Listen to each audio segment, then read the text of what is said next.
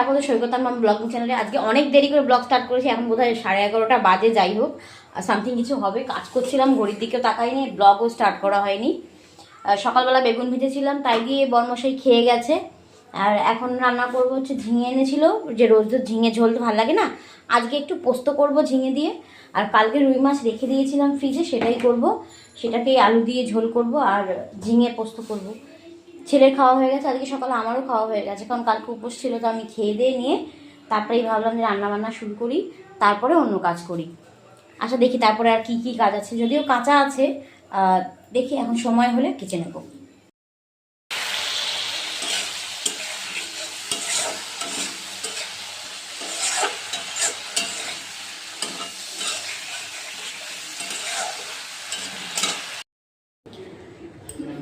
আজকে রাত্রের মেনুতে কি আছে?